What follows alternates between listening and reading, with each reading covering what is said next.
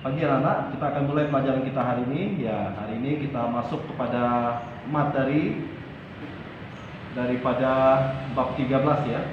Jadi bab 13 kita masuk dalam pertemuan yang pertama. Hari ini yang hadir ini baru 39 orang. Ya, Rain tidak ada masuk ya. Jadi Bapak tampilkan di sini supaya nanti wali kelas juga muncul ya.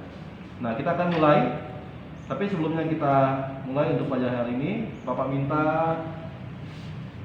satu orang Sekina berdoa untuk pelajaran kita hari ini. Oke, kita berdoa ya. Halo Sekina. Ya, Pak. Oke, kita berdoa ya. Tuhan, terima kasih untuk sepanjang hari ini. Sebentar lagi kami akan memulai pelajaran agama di rangkaian memberkati. Dalam nama Yesus kami berdoa dan bersyukur. Terima kasih ya. Ya, mungkin. Nah, hari ini kita akan masuk kepada materi kita. Sebelum kita masuk pada materi, Bapak ingatkan kembali untuk anak-anak siapkan ada buku paket, masing-masing pegang buku paket, ada buku tulis. Kemudian kalian juga siapkan Alkitab ya, Alkitab. Nanti tiba-tiba Bapak suruh kita buka Alkitab, kita akan buka Alkitab. Ini setiap pelajaran agama. Kalau ada meeting dan sebagainya. Kalau tidak ada meeting, di rekaman juga Bapak akan mengadakan seperti itu ya. Kalau Bapak nanti rekaman pakai PowerPoint, kalian juga siapkan materi, buku paket, Alkitab, dan buku catatan. Kenapa buku catatan ini disiapkan? Itu nanti tujuannya supaya nanti kalau ada materi yang Bapak sampaikan tidak ada di buku paketnya, ya kalian catat supaya ingat ya. Oke, kita masuk kepada pelajaran kita hari ini. Nah, anak-anak bisa lihat di layar masing-masing. Ada layar slide-nya? Ya? Oke, Bapak ulangi. Ya, Bapak tadi lupa dan matikannya. Oke. Ya, tampilkan ya. Oke, sudah nampak belum? Sudah, Pak. Oke. Nah, kita masuk kepada materi yang bab 13 pertemuan pertama ini, yaitu peranku dalam pengembangan masyarakat. Jadi dasar daripada pelajaran hari ini terdapat dalam kitab Injil Matius pasal 25 ayat 31 sampai 46. Kemudian Yeremia pasal 29 ayat 27. Ini kalau salah Bapak itu bukan 27 tapi ayat 7. Ya, nanti Bapak cek kembali ya. Nah, tujuan pembelajaran hari ini, ya ini salah ketik juga. Tujuan pembelajaran yang pertama yaitu setelah siswa belajar daripada materi ini tadi, yang pertama siswa diharapkan bisa memahami perubahan sosial yang ada dalam masyarakat. Tentu ini berhubungan dengan peran seorang remaja ya, remaja Kristen ya. Kemudian yang kedua yaitu mampu melaksanakan peran positif remaja dalam masyarakat ya, peran positif. Jadi peran yang dimaksud ini adalah yang positif, yang apa yang kalian harus lakukan. Nah, kemudian anak-anak saya lihat di pengantar tujuan pembelajaran. Tadi di pengantar itu kalian melihat bahwa setiap orang Kristen ya, kalian bisa buka di buku kalian, di buku paketnya halaman yang ke 161 ya. Nah, kita masuk kepada halaman 162. Nah, di halaman 162 nih anak-anak bisa melihat di buku paketnya masing-masing. Nanti kalau Bapak jelaskan tidak ada di buku paket ini, tolong dicatat ya. Nah, setiap orang Kristen baik tua maupun muda, termasuk remaja maupun anggota masyarakat yang saling berhubungan dan saling menolong serta mendukung. Jadi diharapkan bahwa peran seseorang di dalam masyarakat itu, apalagi dia beragama Kristen, dia harus menjadi garam dan terang dunia ya. Jadi baik itu orang tua maupun anak muda ini termasuk orang-orang yang udah menjelang dewasa ya. Kemudian remaja, nah kalian ini digolongkan masih remaja ya. Maupun anggota masyarakat lainnya. Itu harus saling berhubungan satu dengan lain, saling mendukung. Nah, itu diharapkan ya. Nah, kenapa demikian? Inilah peran kita seorang remaja ya. Kenapa nak? Ada masalah? Bapak itu, Pak. Oke. Jadi hidup bersama dengan orang lain membutuhkan sikap-sikap tertentu ya. Sikap-sikap tertentu terutama kesediaan untuk berperan serta dalam mengembangkan masyarakat. Nah, ini salah satu contoh yang harus kita tekankan, harus kita laksanakan dalam kehidupan kita bermasyarakat. Jadi hidup bersama itu dengan orang lain membutuhkan sikap-sikap tertentu, terutama kesediaan untuk berperan serta. Nah, ketika kita hidup di dalam masyarakat majemuk, di dalam pelajaran kelas 8 dulu, kalian sudah belajar bagaimana sikap seorang remaja dalam masyarakat majemuk. Tentu di dalam masyarakat itu bukan hanya agama Kristen, bukan hanya satu agama, bukan hanya satu suku, bukan hanya satu golongan saja, tapi bermacam-macam latar belakang yang berbeda-beda ya. Nah, di situ kalian dituntut untuk kalian berperan. Apa peran kita? Nah, kita akan melihat ya nanti dalam bagian ini. Nah, ini ada kecepatan ya. Sebentar Bapak setting dulu. Nah, kita hidup dan tinggal di tengah-tengah masyarakat dan mempunyai banyak sekali persoalan. Nah, persoalan dalam masyarakat tentu walaupun kita berbeda-beda daripada misalnya Pak, ya. Kenapa? Bapak belum rekam, Pak. Ya, enggak apa-apa. Bapak rekam ini pakai video lah ya, pakai video. Ini ada HP Bapak sedang merekam. Bukan rekam di sini. Jadi Bapak rekam di video Bapak, ada di HP ya. Tadi ada yang rekam Bapak. Ya, sedang direkam nih. Jadi mempunyai banyak sekali persoalan, misalnya kemiskinan. Nah, perbedaan sosial ini tentu menjadi kendala ya, menjadi masalah di dalam masyarakat ya. Tetapi peran kalian, apa yang kalian lakukan sebagai seorang remaja? Tentu kalian bisa menolong mereka. Ya, kalau kalian ada orang yang mampu, paling tidak yang paling dasar yang kalian mampu lakukan, yang bisa kalian lakukan, kalian belum punya uang yang banyak ya, belum bisa menghasilkan, belum bekerja, kalian berdoa untuk orang itu. Berdoa untuk pemerintah, berdoa untuk orang-orang yang mengalami kemiskinan dan sebagainya ya. Ini salah satu contoh. Kemudian kebodohan. Kebodohan ini berhubungan dengan misalnya sekolah ya. Ada orang yang putus sekolah karena dia tidak punya biaya, dia putus sekolah. Atau dia tuh tidak mau sekolah. Orang tuanya mampu, orang tuanya kaya ya, tapi dia tidak mau sekolah. Bapak punya tetangga di rumah bapak itu, orang tuanya tuh kaya sekali ya. Menurut ukuran bapak itu sangat kaya. Dia punya, bapaknya mampu membuat perumahan-perumahan pribadi ya, tipe 45, tipe 100, dan rumahnya megah ya. Tapi anaknya yang sulung, bapak tanya, kamu kelas berapa? SMP nggak tamat. Nah, kelas 1 SMP dia berhenti. Dan sekarang ini anaknya itu kerja, di mana-mana dia kerja, ikut tukang dan sebagainya. Dan ini satu bentuk kebodohan yang muncul di Indonesia nih ya. Jadi anak-anak, kalian punya peluang seperti ini untuk kalian belajar di sekolah yang bagus ya. Kalian punya kemampuan, orang tua kalian berusaha ya. Ada orang tuanya mungkin pas-pasan, tapi dia ingin anaknya memiliki pendidikan yang berkualitas. Dia berusaha mencari nafkah untuk membayar anaknya di sekolah yang bagus ya. Ya, kalian gunakan itu dengan baik ya. Jadi itu salah satu contoh untuk kita memberantas kemiskinan. Selain itu juga ada dan lain-lain ya. Banyak lagi yang lain-lain yang perlu kalian atasi ya. Nah, dalam konteks seperti itu, kita harus menunjukkan kepedulian kita sebagai remaja-remaja Kristus ya, sebagai remaja-remaja Kristen yang sudah dipilih. Kita semua dipanggil untuk mengambil bagian dalam pekerjaan Tuhan ya, untuk mengembangkan pelayanan, menyentuh semua aspek kehidupan baik pada aras persoalan maupun sosial ya. Jadi ini salah satu tugas kita sebagai remaja. Nah, anak-anak lihat di gambar yang Bapak tampilkan ini anak-anak sedang mengadakan uji coba di laboratorium ya. Mereka berusaha. Yang awalnya mungkin mereka nggak bisa ya, tapi mereka berusaha mencari. Dan orang yang suka dengan pelajaran-pelajaran seperti ini, nah itu nanti yang bisa membuat, misalnya salah satu contoh yaitu mencetus vaksin COVID-19 misalnya kan. Karena dia suka di laboratorium, di lab dan sebagainya ya. Dia suka uji coba dan sebagainya. Ini salah satu contoh untuk memberantas kemiskinan, kebodohan dan sebagainya ya. Nah, selanjutnya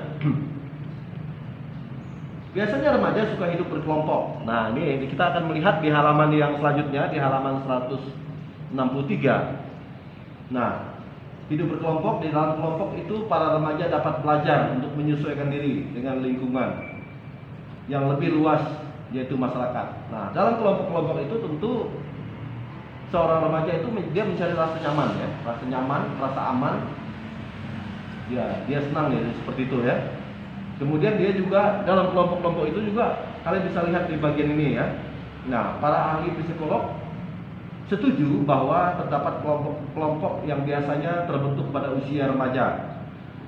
Nah, kalau yang melihat di halaman 163, kelompok-kelompok itu apa ya? Kelompok-kelompok itu terdiri dari atau dapat diidentifikasi sebagai berikut ya. Yang pertama yaitu kelompok sahabat karib. Nah, kamu melihat apa itu dimaksud dengan kelompok sahabat karib dalam bukumu? Itu biasanya terdiri dari 2 sampai 3 remaja. Dalam kelompok itu pada umumnya terdiri dari remaja-remaja atau pesama jenis. Misalnya seperti ini ya. Ini mereka yang perempuan gitu kan. Pak, tidak bolehkah kami berkelompok tapi kami ada laki-laki ada perempuan? Dia boleh saja gitu. Tapi yang pertama, kelompok yang pertama ini, kelompok sahabat karib, dia seringkali mencari yang satu jenis kelamin. Dia bisa curhat, dia bisa berbagi, dia bisa tertawa, bercanda dan sebagainya. Ya, dia lebih rasa nyaman itu ada kelompok ini ya, kelompok sahabat karib ya. Kemudian yang kedua itu klik atau kelompok persahabatan. Nah, kelompok persahabatan itu mungkin agak luas sedikit daripada kelompok yang pertama. Kelompok sahabat karib ini kamu melihat bahwa klik ini biasanya terdiri dari 4 sampai 5 remaja. Mereka bergabung karena adanya penyatuan 2 pasangan sahabat karib. Misalnya mereka pada umumnya adalah para remaja awal, usia 11 sampai 14 tahun. Tingkat interaksi mereka biasanya sangat tinggi. Nah, ini biasanya bukan hanya satu jenis kelamin biasanya, atau satu gender, atau satu ya mungkin ada laki-laki di dalamnya atau ada perempuan dan sebagainya ya. Nah, kalau untuk kelompok banyak remaja ya, kelompok banyak remaja ini atau cross itu biasanya terdiri dari banyak remaja, oleh karenanya jarak emosi di antara mereka agak renggang ya. Ini biasa kelompok-kelompok ini yang suka memisahkan diri, atau biasa mereka ini yang biasanya perempuan atau laki-laki memiliki perbedaan kemampuan minat. Biasanya mereka memiliki rasa takut karena diabaikan atau tidak diterima oleh teman-teman di kelompok lain. Jadi ini suka minder kasarnya. Nanti kalau biasanya kalau bapak minta kalian untuk mencari kelompok, kalian kewalahan. Saya kelompok siapa ya? Makanya kalau biasanya kalau guru tanya, ayo anak-anak pilih. Kalian mau pilih kelompok sendiri atau bapak yang pilih atau ibu yang pilih? Nah, ada beberapa kelompok dari remaja ini dia memilih untuk guru yang memilih. Kenapa? Karena kelompok ini biasanya dia beranggapan bahwa dia tuh tidak ada orang yang suka dengan dia. Dia ini kurang, dia tidak pandai bergaul, sehingga dia nggak dapat kelompok. Akhirnya dia minta guru yang pilih. Tetapi di sekolah kita ini seringkali guru menyuruh kalian pilih sendiri. Dengan tujuan apa? Supaya kalian bisa komunikasi, bisa kontak dengan kawan, bisa akrab dengan kawan. Kalau guru yang pilih kan terpaksa. Ya, apalagi kalau misalnya anak-anak melihat ada teman-temannya yang misalnya mungkin kalian anggap kurang gitu kan. Kalau bapak dulu waktu bapak sekolah itu bapak justru cari yang kurang. Kenapa? Disitulah bapak bisa menunjukkan kepedulian bapak kepada dia, bisa membantu dia. Tadinya nilainya mungkin di bawah rata-rata, ketika dia masuk di kelompok, bapak bisa dongkrak nilai dia. Oh ya, paling nggak sama dengan kita kan? Nah, itu namanya berbagi, peduli ya. Itulah tujuan daripada guru-guru membuat kelompok belajar. Supaya apa? Yang merasa dirinya agak lebih pandai, mengerti, memahami pelajaran itu bisa memberitahu kepada teman yang tidak pandai atau tidak mengerti dan sebagainya ya. Kemudian yang keempat, ini keempat ya. Keempat yaitu kelompok yang diorganisasikan. Nah, kelompok ini merupakan kelompok yang sengaja dirancang atau diorganisasikan oleh lembaga maupun orang dewasa. Misalnya di sini kita melihat bahwa seperti OSIS di masyarakat seperti Karang Taruna, kelompok-kelompok ini biasanya terbuka bagi sesama remaja. Jadi kelompok ini dirancang, dipersiapkan terlebih dahulu oleh orang dewasa supaya apa? Supaya ada komunitas daripada remaja-remaja ini sehingga mereka dapat berkembang bersama-sama, dapat bertumbuh, dapat saling membangun satu dengan lain dan bermanfaat bagi orang lain, itu maksudnya. Dan yang kelima, mungkin tak masuk di ini. Yang kelima yaitu geng ya, yang terakhir geng ini. Geng ini adalah merupakan kelompok yang terbentuk dengan sendirinya. Biasanya terbentuk karena adanya pelarian dari 4 jenis kelompok di atas ya. Geng-geng ini biasanya orang-orang yang tidak diterima oleh kelompok 1, 2, 3, 4 gitu kan, sehingga dia membuat satu geng. Nah, kalau geng-geng ini Bapak belum pernah dengar ada nama geng itu, tapi positif, jarang ya. Anak-anak biasa dengar geng motor ya. Geng motor itu seringkali membuat kerusuhan, membuat kekacauan. Kalau nak malak orang, kalau nak begal orang, dia merusak atau menjarah toko dan sebagainya, itu geng motor. Kalau geng itu identik dengan sesuatu yang negatif ya. Tapi tidak semuanya nah, ada beberapa persen geng itu yang bagus. Tapi pada umumnya persepsi orang kalau namanya geng itu negatif ya. Di dalam masyarakat itu kalau namanya geng itu pasti negatif ya. Geng balap liar, geng pencopet, geng geng motor. Itu seringkali disebut orang geng gitu. Kenapa disebut geng? Karena itu dia tidak diterima oleh kelompok 1, 2, 3, 4 ini. Nah, selanjutnya ya. Oke. Jadi coba sebentar, Bapak ini kayaknya slide ini salah ya, Bapak tampilkan ini. Sebentar ya. Satu slide yang tidak termuncul di sini. Nah, anak-anak bisa melihat di sini. Tunggu sebentar ya.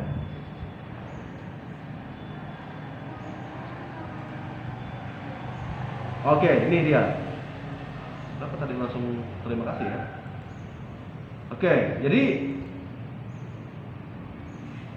ini kelompok yang diorganisasikan, ini geng ya. Ini tidak termasuk ke atas.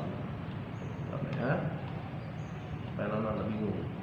Nah, tugasmu sekarang perhatikan di halaman selanjutnya. Nah, Bapak minta kamu membuat refleksi diri. Apa refleksinya? Nah, anak-anak coba nanti tulis di buku PSPR-mu atau buku catatan. Nanti kamu jawab bagian 4 bagian ini.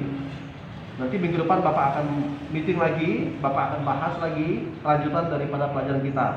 Tidak lama, seperti hari ini juga. Nah, yang pertama, setelah kalian pelajari daripada 5 geng itu tadi, 5 kelompok tadi, kelompok remaja. Nah, kalian diminta yang pertama mengidentifikasi dirimu. Dari kelima jenis kelompok di atas, kamu termasuk kelompok yang mana? Apa alasannya? Nah, jangan kamu cuma, Pak, saya kelompok 1 misalnya. Alasannya apa? Gitu. Kamu memilih itu maksudnya. Ditulis alasannya ya. Kemudian yang kedua, apa alasanmu masuk dalam kelompok tersebut? Nah, itu tuh yang menjawab tadi. Yang pertama kamu sebut kelompok mana, kamu dikategorikan. Yang kedua, apa alasanmu masuk kelompok itu? Kemudian apa kegiatan kelompokmu? Ketika kamu sudah masuk di kelompok 1 atau 2 atau 3, apa kegiatan yang biasa kamu lakukan? Ini aplikasi ya. Kemudian yang keempat, menurut kamu apa yang menguntungkan dengan masuk dalam kelompok tersebut? Ya. Kira-kira apa maksudnya? Ini jawaban-jawaban pribadi ya, tidak bisa mewakili kelompok dan sebagainya. Nah, di sini ada 5. 5, tuliskan laporan dan berikan kepada gurumu. Nah, kamu memberikan bagian yang kelima, Bapak tidak tulis di sini di slide ini. Yang kelima ini nanti Bapak akan lihat laporanmu itu di buku masing-masing. Nanti minggu depan Bapak akan coba. Kalau ada waktu Bapak akan coba bertanya secara acak. Kamu harus siap menjawab dan tampilkan di tempatmu. Nanti Bapak minggu depan kalau Bapak ini kita meeting, Bapak akan tampilkan di videonya, mana hasil kerjamu. Nah, coba misalnya Bapak sebut, misalnya jawaban misalnya. Coba tunjukkan mana pekerjaanmu minggu lalu. Ini Pak, Ini videonya Pak. Nah, pakaiannya apa yang kamu pakai hari ini? Nah, guru-gurumu sudah bilang kalau setiap pelajaran harus pakaian sekolah ya. Jadi minggu depan Bapak akan coba. Bapak akan lihat hasil dan kita akan bahas dari minggu depan ya. Nah, ini aja pelajaran kita hari ini. Nah, kiranya melalui pelajaran ini nanti kita akan lanjutkan di halaman selanjutnya. Nah, ini pelajaran pertemuan pertama dalam minggu ini. Nah, Pak, tugas kami selesai ini apa? Selain kami mengerjakan refleksi ini, tugasmu, kamu kerjakan tugas daripada ujian praktikmu. Bapak lihat di tempat Bapak menyimpan ujian praktik, ada beberapa yang belum melihat bagian itu tempatnya. Ada juga yang udah lihat. Ada juga yang Bapak lihat itu belum tidak ada yang kirim, belum ada yang kirim ya. Jadi semua belum ada yang kirim di situ. Semua rata-rata hanya baru melihat. 34, 35, 36, 37, 38, 39, 40. Ray, kenapa terlambat Ray? Ray, kenapa kamu terlambat tadi masuk? Halo Ray. Ray, Bapak tulis keterangan di absen terlambat ya. Tadi selesai doa baru bawa kamu masuk. Terus selesai deposi. Sudah berapa kali mau joinkan? Oke, lanjut. Nah, ini nanti anak-anak bisa dengar suara Bapak? Jelas?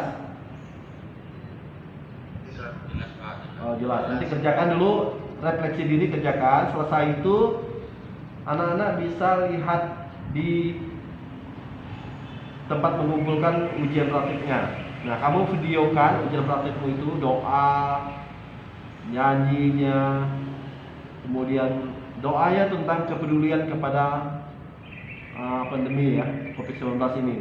Berdoa untuk orang-orang yang sudah ditinggalkan oleh keluarganya, meninggal karena COVID-19. Nah, berdoa untuk kondisi bangsa ini supaya segera pulih, supaya pemerintah dan masyarakat disadarkan kembali untuk menjaga diri dan sebagainya. Itu doa yang kamu harus doakan. Nyanyi 10 perintah lah kamu diakan, oke?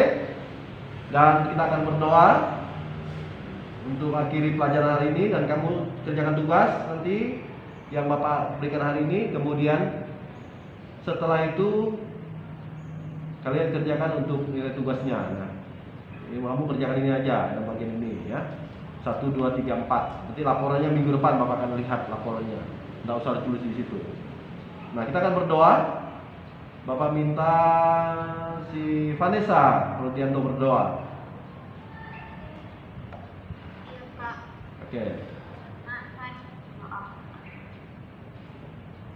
Tuhan, kami senang telah menyelesaikan pelajaran PLK kami. Terima kasih telah memberkati pelajaran kami sehingga dapat berjalan dengan lancar. Semoga apa yang diajarkan oleh Pak Elias dapat kami mengerti. Dalam nama Tuhan Yesus kami telah berdoa dan mengucap syukur. Amin. Amin. Terima kasih untuk anak-anak yang sudah hadir hari ini. Hanya Ray yang terlambat ya. Hanya Ray yang terlambat, nanti Bapak tulis terlambat di situ. Oke. Terima kasih untuk anak-anak yang sudah joinkan. Bantu Bapak joinkan teman-temannya.